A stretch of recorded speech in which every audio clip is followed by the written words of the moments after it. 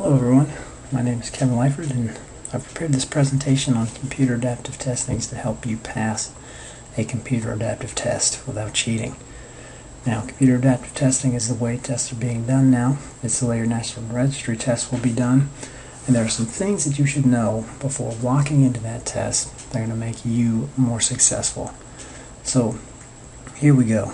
Brace yourselves. First of all, we have to understand what it really means to take a computer adaptive test.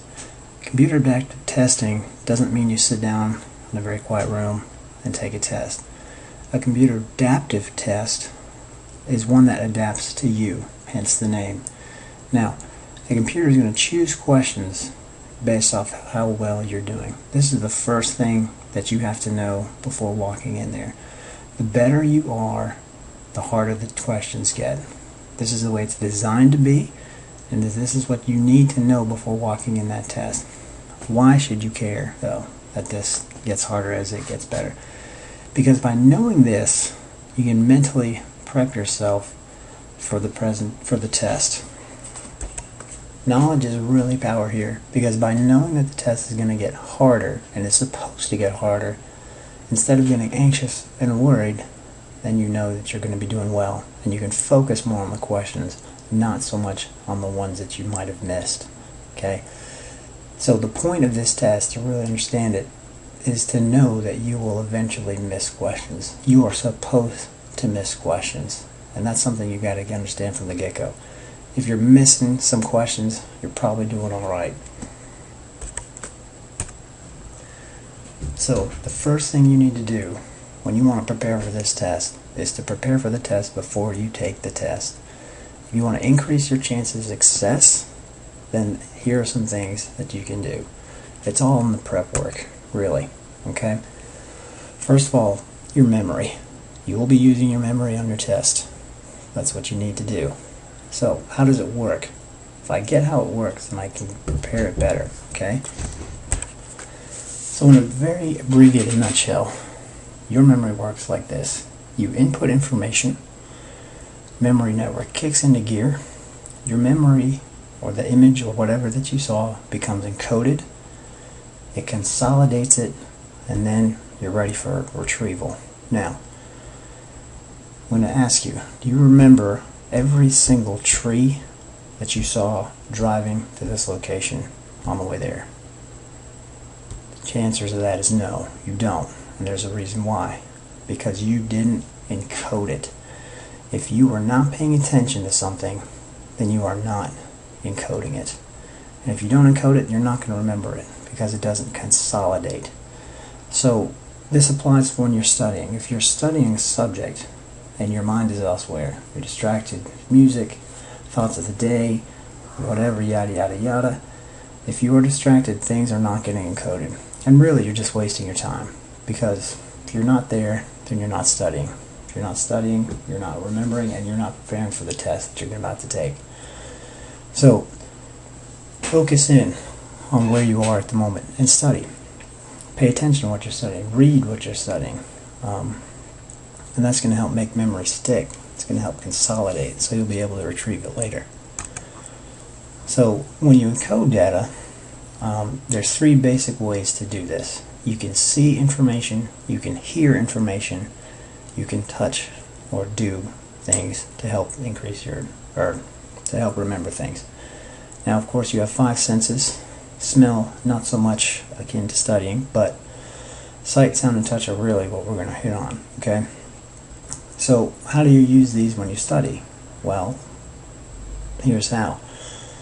You see the words, you read the words. So if you're paying attention to what you see, we're encoding that information. Now, sound. You hear information, you say information. All of this hits that sound criteria there. Helps you study auditorily. Some people are better at auditory learners, some people are better at visual learners, and then there's the tactile learners, so the touch sense.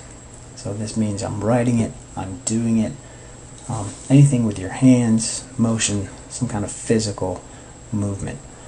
So when you're studying things, hearing it, saying it, writing it, reading it, doing all those things at the same time or in the same session are going to help you encode information better, because no matter what pathway you're trying to study, or whichever pathway that you study best, you're going to hit that pathway. That's going to help sink in that information.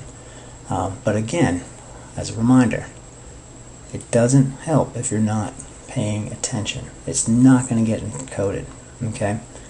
I put some fun facts on this slide so you can sound smart and cool at the next party that you're attending. But really, all that information there is just to remind you to stay in there and stay focused when you're there. So, attack all those three senses when you're studying. Read it, hear it, say it, write it. Okay? The best way, or one of the best ways to do that, is to write flashcards. It's a classic study technique. Okay?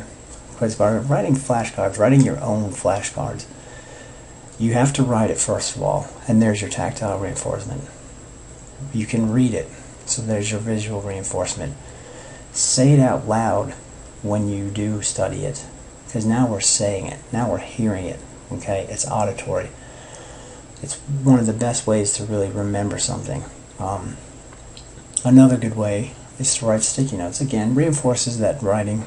You can say them out loud, but when I say sticky notes, put one or two facts, one or two things that you want to remember in a location. So, let's say you go brush your teeth every morning. I put 2 sticky notes with 2 separate facts on there, and while I'm studying, or while I'm brushing my teeth, I'm studying those 2 facts. It does a couple things for you. If you're visualizing it, you can say it out loud, that's great. But also, you're studying it without oversaturating yourself. You're focusing on 2 small facts. It's a lot easier to encode 2 smaller facts than it is the whole page of information.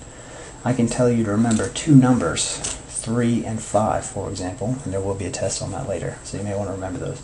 But 2 numbers is a lot easier to remember than 50, because it's simpler to encode, it's less information. I'm not oversaturating you with information, because at some point you will lose focus, you'll lose your attention span.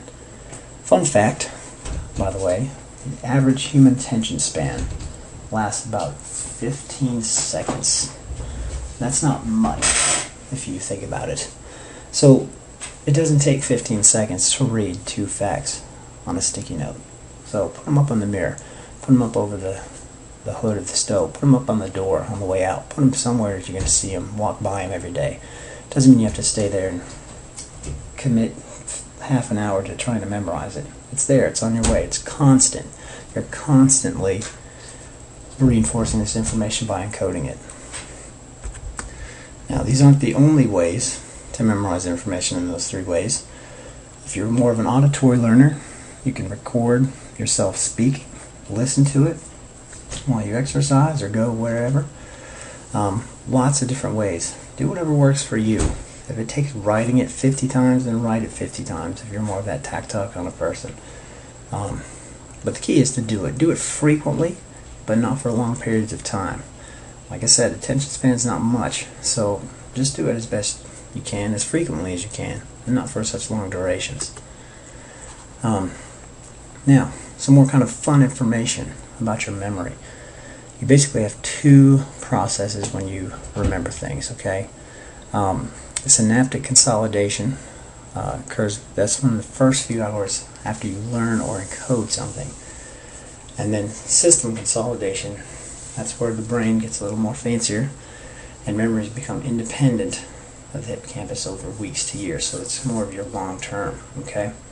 So long-term memories, okay, are groups of neurons that fire together in a similar pattern. That sounds like a fun fact, but why is that important?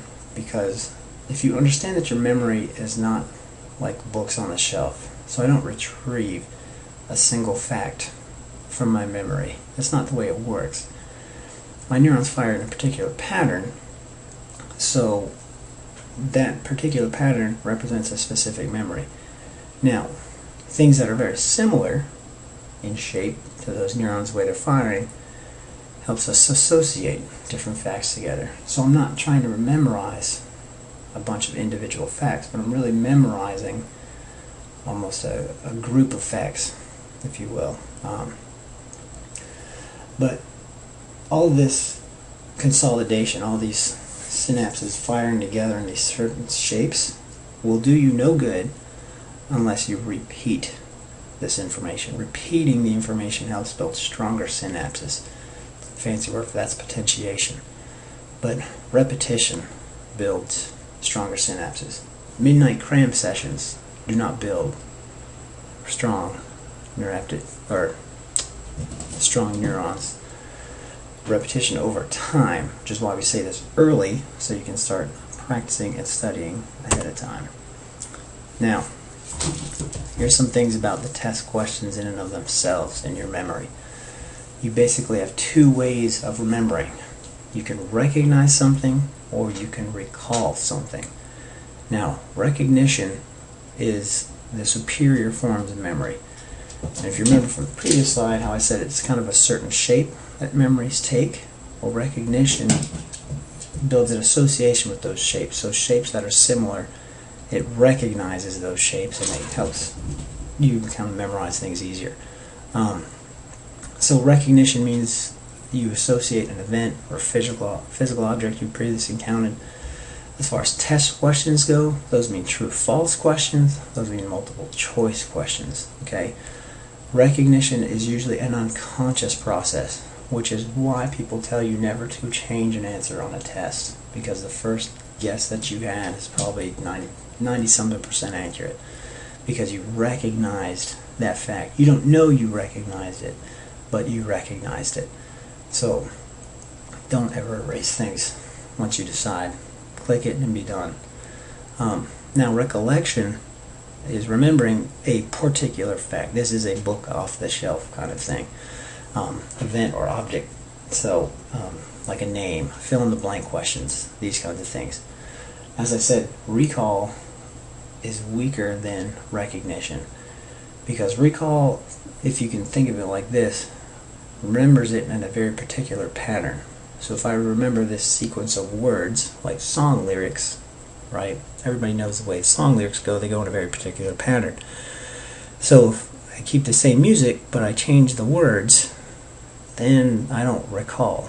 Okay, it kind of messes up the memory. It doesn't work right.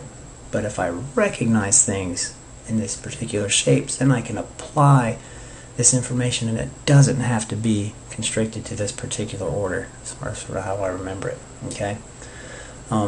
I did put a note on there kind of reiterating the fact, but I reiterate because it's important. Distraction, divided attention tends to slow down the process of memory. I say that because it all harkens back to that first slide where I said knowing that this test is going to get harder is good, because if you think about it, if you know that you missed that question and you move on to the next one, and all you can think about on that question is, oh man, I missed it, then you're distracted, and your process of memory will suffer, as will your grade. So focus on the question that you are on, not the question that was on before it, not the question that will be next, but focus on the question you are on. Alright, now, test anxiety. A lot of people have it, very common thing, and this will screw you over more so than probably anything else when you're taking that test. So what is test anxiety? Why do you have it? Okay, anxiety in and of itself is your body's way of perceiving a threat. So you recognize some kind of threat. Now, whether this is a bear chasing you in the woods or a test that you didn't study for, whatever, the body perceives it and reacts to it the same way. It just depends on what degree of reaction you're going to get.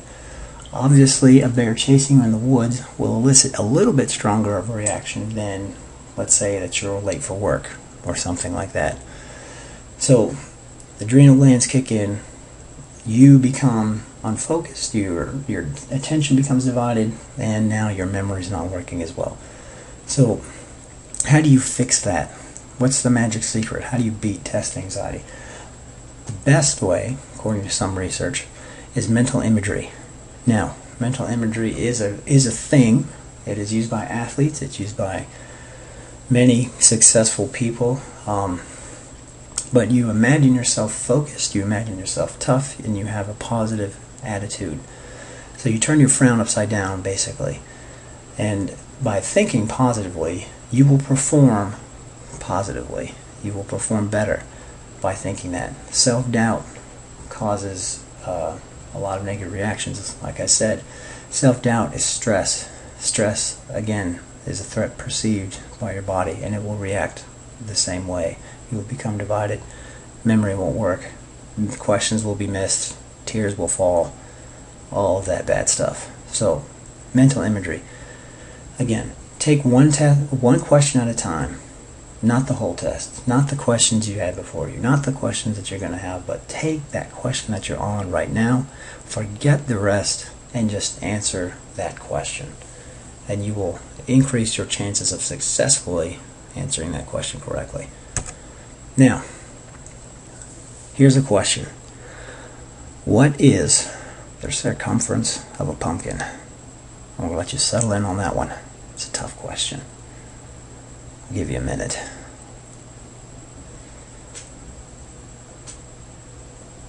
Now, I'm going to guess, because I'm psychic, that some of you who's paid attention in math class said the circumference of the pumpkin is 2 times the diameter times pi. Maybe you're right. Some of you say, well, that depends on the size of the pumpkin. Also very true. But really the answer is pumpkin pie.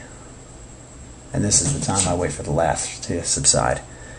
But there's a good reason why I asked that ridiculously stupid question.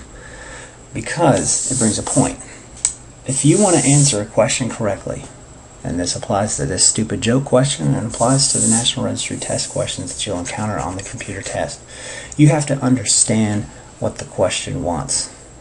Okay? When I asked you what the circumference of a pumpkin was, I didn't ask for how many centimeters around it was, or how many feet around it was, or I didn't ask for the math formula how to get it. I just asked a simple question.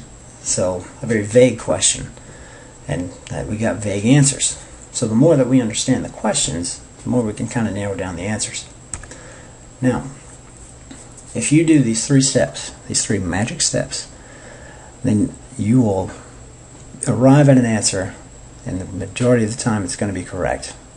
Step number 1, when you're answering any test question, and this is the most important step, you have to figure out what the question wants.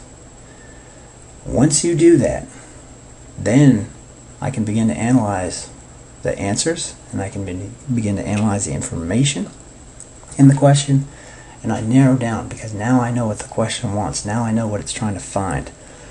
So after step 1 is done, and we'll go over how that's done, you figure out what it wants, then you move on to the second part, which this begins to process the information.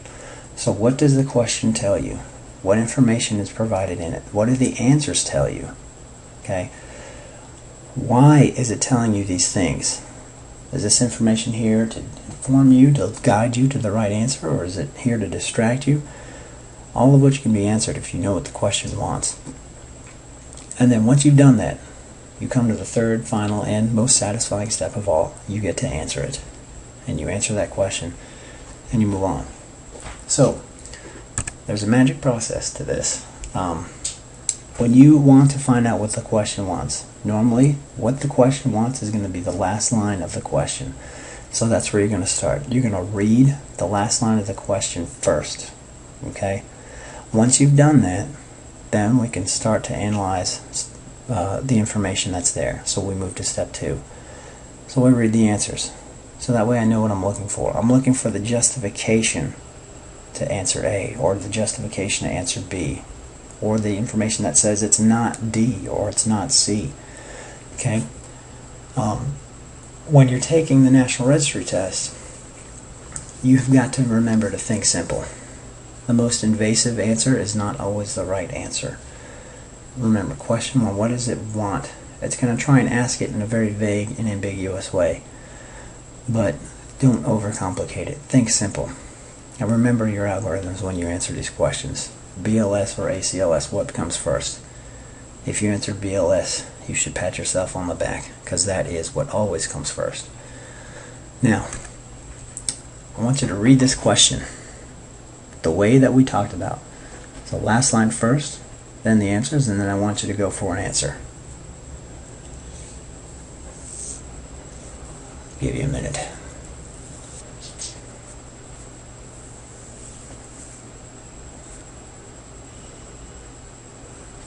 Alright, we all got a guesstimate there. Well, we processed that last line so we know what the question wants. We went through step 2, we read the answers. Now, unless you are fluent in Russian, then you may not have been able to process all the information in that question, which is fine.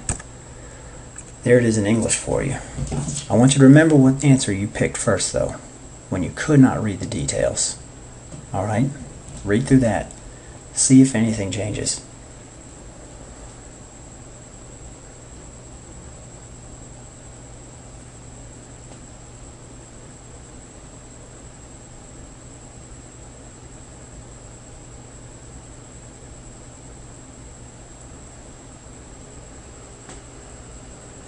Alright.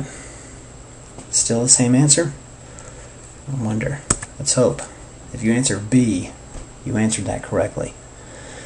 Keeping it simple, the most invasive answer is not always the correct answer, like we said earlier. And even if you read that, decide which of the following is your next most critical intervention. Okay, so we need to talk about something that gets done right now. Switch to BVM and assist ventilations. Is the BLS answer? It's the most immediate, it has the most quick effect on the patient, and that's why they said it's the most critical, because it's usually the fastest result.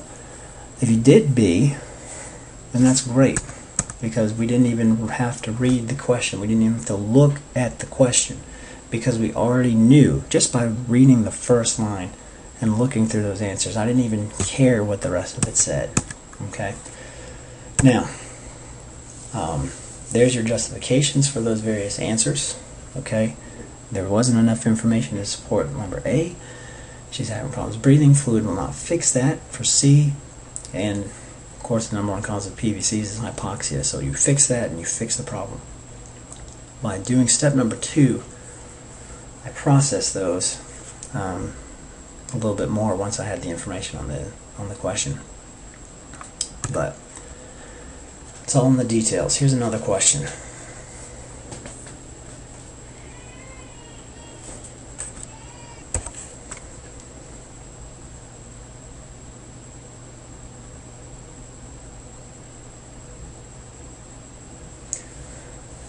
Now, this question here, as it's stated in the title, is all about the details. So, we noticed some very particular details when we went through step 2 here. 17-year-old female, flaring the chest, delta waves on the ECG, and then some intermittent fainting spells. Now, when you're studying diseases and syndromes and all these other things, remember that every disease that you study, every injury or whatever, has a very particular characteristic that makes it unique. That's why each one of those particular diseases has their own name, because they have something that makes it unique. If you know what makes it unique, picking out the details in the questions really helps narrow down the answer. So, if you didn't already guess the answer to that one is C. The patient has an arrhythmia with Wolff-Parkinson-White syndrome. I knew that already because of that fine detail, the delta waves. Delta waves are unique to Wolff-Parkinson-White syndrome. And by knowing that unique detail, I narrowed down that answer. A lot of things cause fluttering in the chest. There's a lot of things that cause intermittent fainting spells. But there's only one thing that has delta waves, and that is Wolff-Parkinson's-White. So therefore, I narrowed that down. And all the little details. Be efficient with your studying. When you're studying these particular things, knowing and finding those details in those things really helps again, memorize things easier. It helps encode it easier. Alright, and this is a good example of recognition.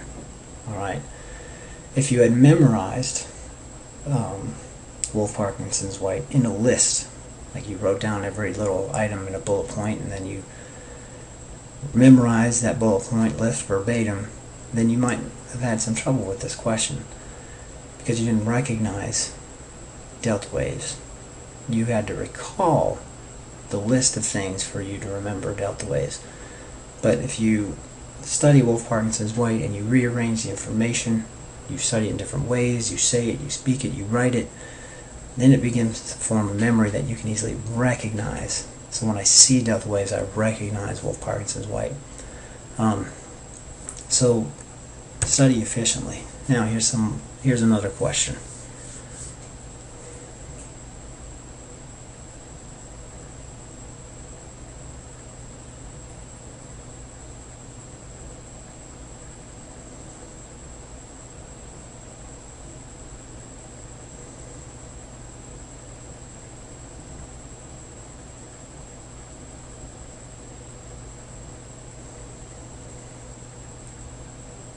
Alright, so we have an answer.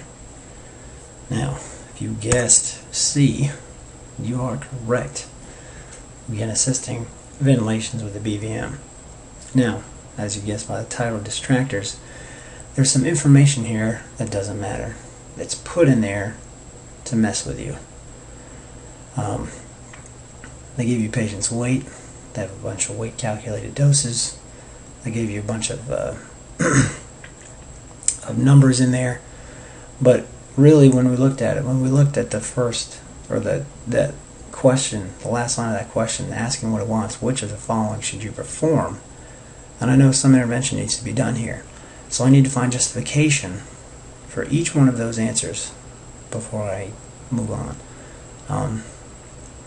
So atropine, atropine is contraindicated here. Its heart rate's 140. There's no need. Epinephrine, chest compressions, rate of 100. It's a lot of information in there, but we know that BVM is going to be the answer because it's the most simple answer. It has the most direct effect on the patient at the time. And so I've justified that answer. Now, here's another one.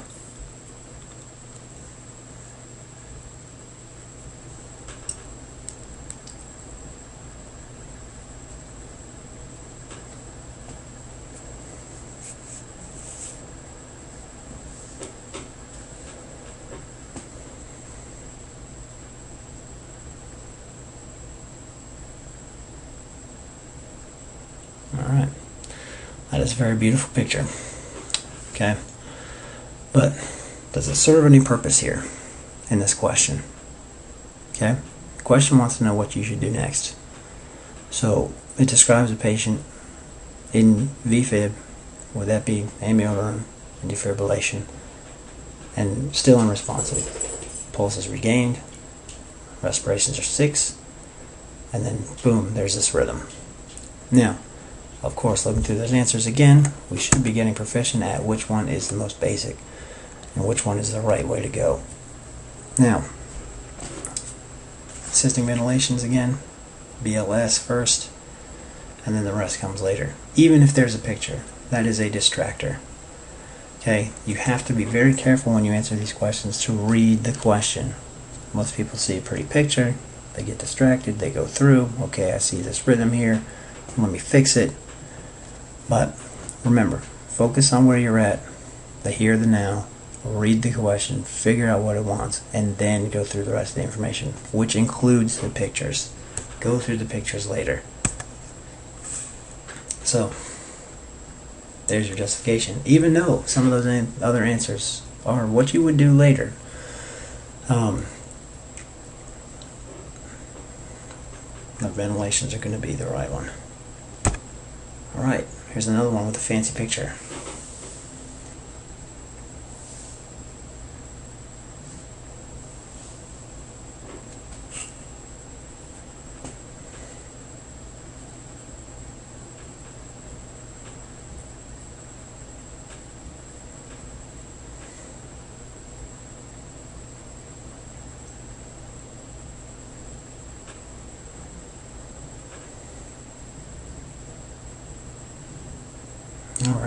A lot of information here, including a picture.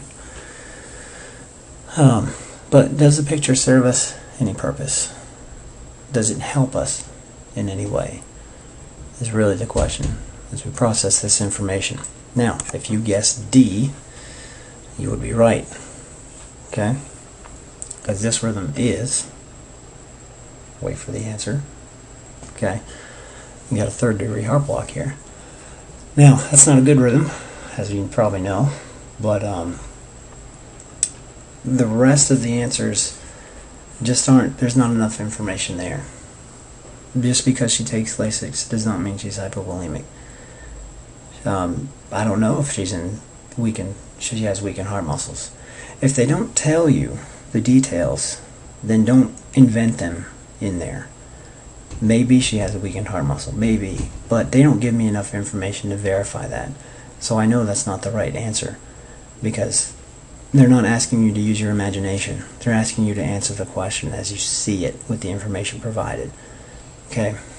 And for numeracy, I don't know her pain, I don't know any of that, but I can definitely tell D has some evidence there, given the image. So that's why that's the correct answer.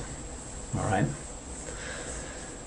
So, again, they will only tell you information that they need to justify your answer.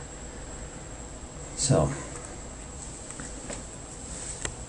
here's another one. Go for it. Same situation, same picture. Different question, though.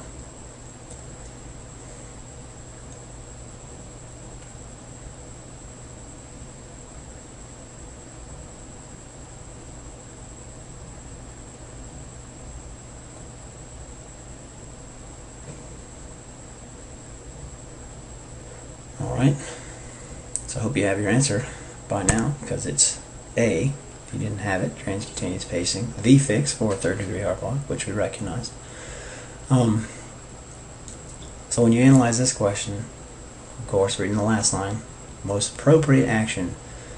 So again, we seek justification in our answers. Step 1, find what it wants. Step 2, read through the answers and then find those justifications. I can justify transcutaneous pacing because I know what the picture says. Alright, here's another question.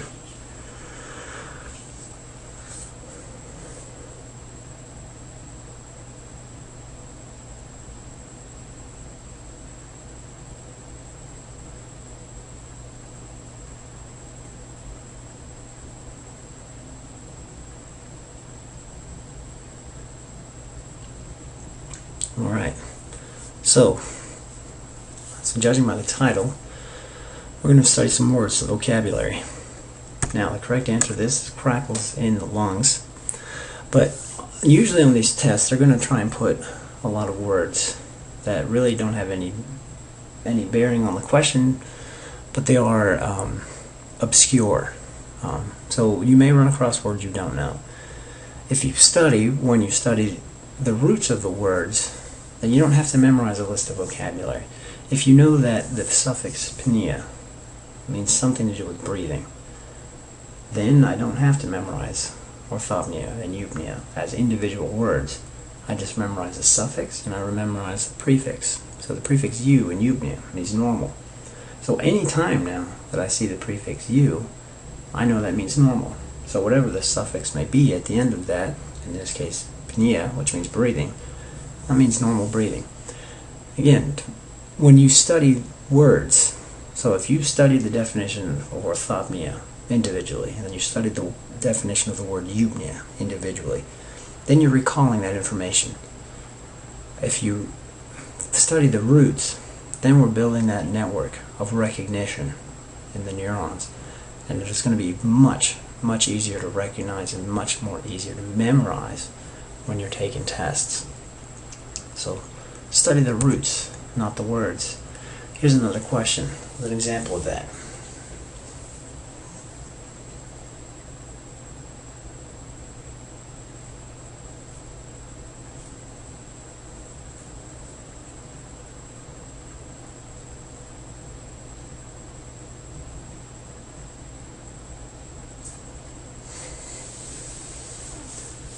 Alright, derived an answer. Hope it was C. Now, for this question, I actually made up drug names, kept the suffixes though, to illustrate that chances are you will see words on there that you don't know, and that's fine. By studying the roots, again, I don't have to memorize all these words. I memorize the roots of them, I recognize them, and then I know what the answer is going to be. So there's your suffixes that were in this question. Statin, corticosteroids, dipine, the exilin. Those are all suffixes of very common drugs. So good roots to memorize, especially for these questions here.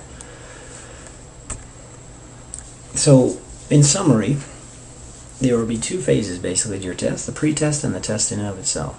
During the pre-test, study. And when I say study, again, I've said it before and I'll say it again 1,000 times. Really be there when you're studying. Pay attention to what you're doing. Budget your time. If you're not the kind of person that can sit down for 3 hours and just read hardcore, then don't. Make 5 minutes here. Make 10 minutes there. Throughout the day. But study frequently. Build those networks, neurons, and those patterns. Have review sessions with friends or whoever. Because by teaching somebody information or going over information, communicating information to somebody else, works on those pathways, the sight, the sound, the hearing of learning, of encoding information. So do that. Do every single way that you can to go over information. Write it, speak about it, talk about it, process it. Do practice tests. You can never take enough practice tests. And again, if you're not used to doing computer testing, even not especially computer adaptive testing, but if you're not used to doing computer testing, then you need to sit down and do some computer testing, because it is kind of a different environment. But don't do any all-nighters when you're there. That will not do you any good. If it's not broken down in there hard in your mind, then it's not going to be there in the morning. And the only thing that does is to make you fatigued. And again, fatigue is a form of stress, which means that your memory is not going to work as well, and that's what you need on that test is your memory. So form review sheets. And make sure you use the bathroom just before the test. Again, harkens back to that stress sensation. Be comfortable when you're in that test. Reduce the amount of stress that you have as best you can. When you're in there taking the test, watch your time. If you spend 20 minutes on the question, you spent 19 minutes too long on a question. Okay? Don't focus on the clock, but be cognitive of the clock. Focus when you're there. Have a positive attitude, and make sure that you relax harder when you're on that test. Again, reduce your stress, improve your memory by doing that. Don't rush through the test. Like I said, watch the clock, but don't be focused solely on the clock. This isn't a race. All you have to do is get a certain percentage of the questions right, and then you win. So, don't rush through them. Examine the questions. Examine the answers. Step 1, 2, and 3. That's going to save you. Know what the question wants. Process the information in the answers and in the question, and then answer it. And just remember, know that you don't have to get them all right. You just have to get enough right. This is not one of those tests you have to make 100 on. And it will stop you early if you do get enough right. You might answer 72 questions. You might answer 140. I think the max amount of questions you can answer is about 150. But don't worry about what question you're on. Just worry about the question that you're on. Okay? Not how many you've answered, not how many you're gonna answer. Just focus on the question, answer it one at a time, and the test will take its course. I wish you good luck.